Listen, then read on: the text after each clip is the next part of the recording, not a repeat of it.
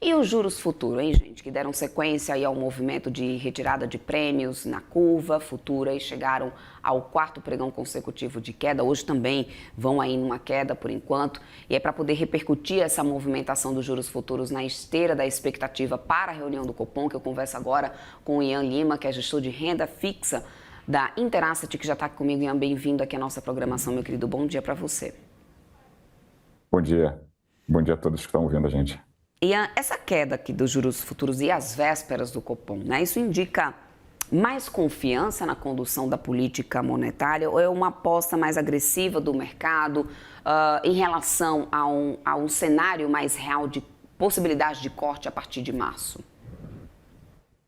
Aqui acho que tem alguns efeitos, né? Quando a gente olha em relação ao último Copom, olhando para as projeções, né, principalmente focos em especial, a gente teve pouca evolução. Tivemos uma evolução mais na inflação de 2026, também tem um pouco da inércia de 2025, que vem surpreendendo positivamente, ou seja, com menos inflação, e parte disso carrega para 2026. Só que o mais relevante, acho que teve uma mudança do câmbio, né? O câmbio se comportou de uma forma mais benigna, né, entre o último Copom e esse, né? Teve um susto por questões eleitorais ou questões de fluxo de remessa de dividendos para o exterior, mas agora o câmbio se provou num patamar até inferior em relação ao último Copom. A gente lembra lá que na segunda semana de dezembro teve aquele choque, né, político que levou o câmbio e acabou arrastando os juros, né? O câmbio voltou e os juros basicamente não voltou ainda tudo, né? Voltou basicamente 2/3 do movimento.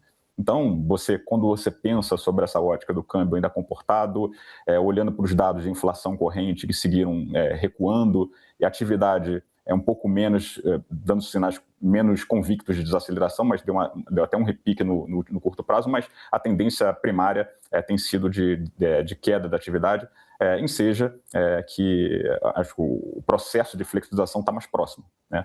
O Banco Central ele não vem dando muita seta, né? Ele até falou que ele não precisa dar seta, não guiar o mercado nesse sentido, mas quando a gente olha para os dados e para as últimas projeções, sim seja que a projeção deve mostrar alguma melhora para o terceiro trimestre de 2027, que é o horizonte relevante nessa reunião de quarta-feira. Então, somando a precificação que não voltou tudo, a gente parece ter uma simetria.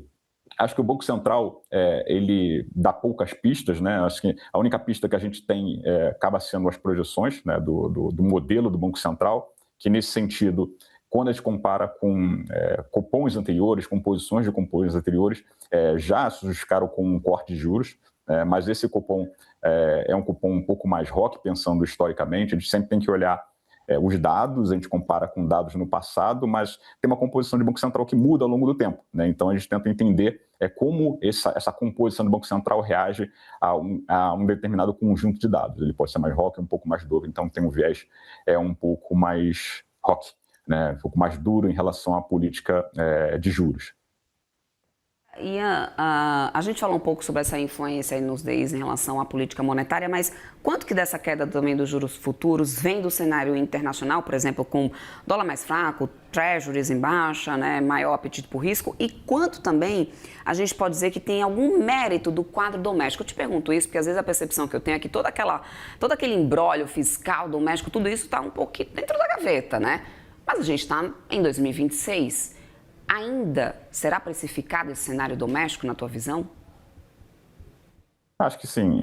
Acho que o mercado de juros ele é muito correlacionado. A gente sempre tem que olhar um contexto do Brasil sozinho e o resto das outras economias, né? A gente viu também em dezembro, né, para cá, uma alta de juros globais, né? Um pouco aconteceu no Japão, questões fiscais, aconteceu nos Estados Unidos também. Então, a gente teve também um aumento de nível de taxa de juros que explica uma parte também do movimento de juros aqui no Brasil. A parte fiscal ela está em parte precificada, né? Quando a gente olha a inclinação da curva de juros, ela está bastante ainda inclinada para cima, né? Positiva, né? Ou seja, a gente tem uma precificação em relação à perspectiva futura ou uma incerteza sobre a política econômica no futuro no Brasil. Tanto que quando você pega a estrutura termo, ela tem cortes digamos, levando a Selic ali para algo como 12,5, 12,40, e depois ela volta a subir ali ao norte de 13,5 com 14 em toda a estrutura a termo. Então tem um pouco de fiscal precificado, né? Ainda que você vê em alguns momentos mudanças de nível paralelo na curva, mas esse formato da curva de um corte e reversão do movimento, ele tem estado presente já há alguns trimestres na curva de juros local. Então o fiscal está precificado sim. E sobre a questão local, a gente realmente olha para a inflação que aconteceu recentemente. A desinflação muito foi ajudado pelo externo, parte pelo câmbio, né, que esse movimento de dólar fraco, dessa saída, desse Sell America que está rolando global, que acaba gerando um transbordamento positivo para a emergente. O Brasil vem se beneficiando, ajudado por um diferencial de juros bastante elevado comparado com o resto das moedas emergentes. Então, dito isso, realmente o real tem ajudado, teve uma volta de alimentos também que ajudou bastante. Esse ano, provavelmente vai ser um pouco menos, que tem a questão do El Niño, que deve fazer uma pressão um pouco mais altista de inflação, mas no geral, a maior parte da desinflação realmente veio de itens menos correlacionados com o hiato do produto aqui no Brasil, né? A inflação de serviços ainda segue resiliente, mas conversa com o mercado de trabalho ainda bastante robusto por aqui. Agora, olhando para esse otimismo do mercado, ainda mais hoje, né? A gente teve aqui a Bolsa já no intraday batendo 181 mil pontos, principalmente depois dessa prévia de inflação, que, né, um pouco abaixo do esperado, aliás, um pouco melhor a desaceleração do que o esperado, e que pode acabar, que reforça aquela tese, vamos ter corte a partir de março. O mercado não pode ter um otimismo excessivo nessa leitura, Ian? Por que eu te pergunto isso, né? E se adiantar um pouco demais isso? Porque o Copom tem sido mais hawk, como você muito bem falou, principalmente em relação dessa condição da política monetária para conduzir a inflação à meta. E no acumulado de 12 meses, mesmo com a desaceleração mensal, a gente voltou a cravar no teto da meta de inflação. Então esse otimismo não pode estar sendo exagerado nessa reação aí, inclusive, que está sendo precificada hoje?